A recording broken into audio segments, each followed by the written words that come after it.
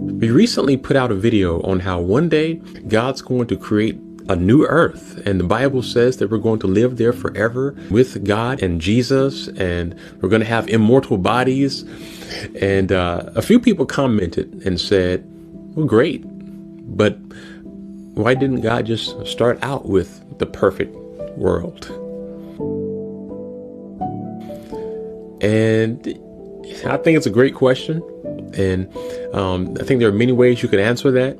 Some people would argue that, well, in a way, he kind of did start out with the perfect world with Adam and Eve. You know, there was no sin or anything in Eden at the time. But, you know, one thing I really think we have to remember is this. From the very beginning, God has always wanted really one big thing: a family of children, immortal children who could think and would choose him.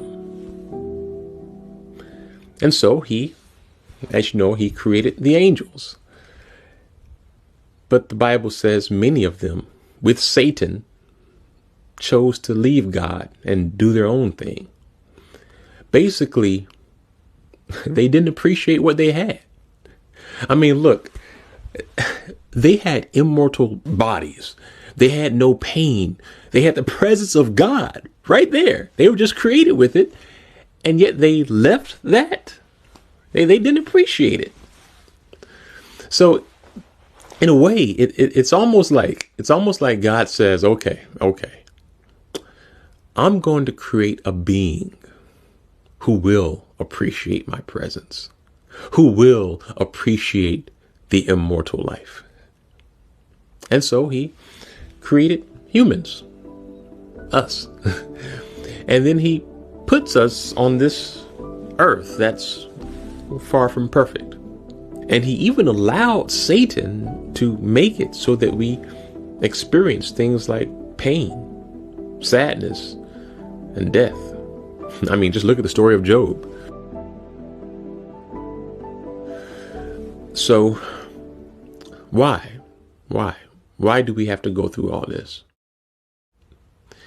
I think one reason, a big reason, is so that when we finally do enter the presence of God with no pain, with no sickness, no more suffering, no more sadness, when we are actually finally in that moment, we, unlike the angels who left God in the beginning, we will appreciate it.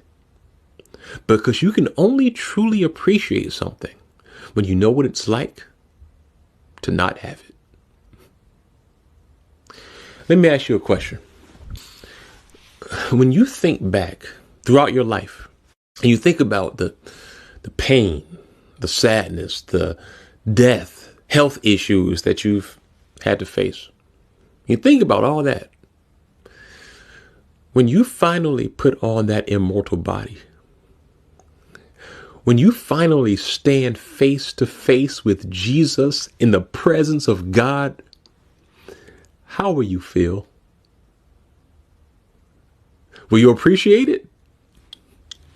I bet you will.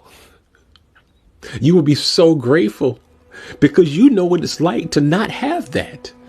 You would never abandon it.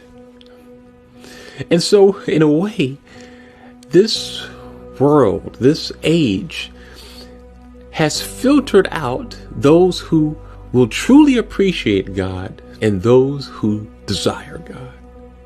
And not just humans, but it also filtered out the angels who truly desired God versus those who didn't.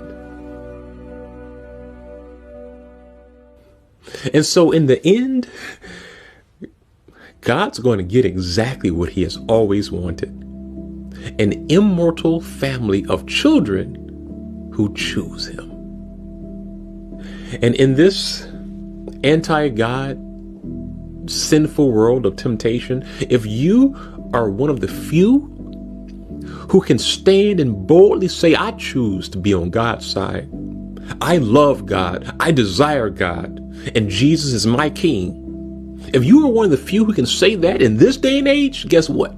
You're blessed. because you will be one of those immortal children. Remember that.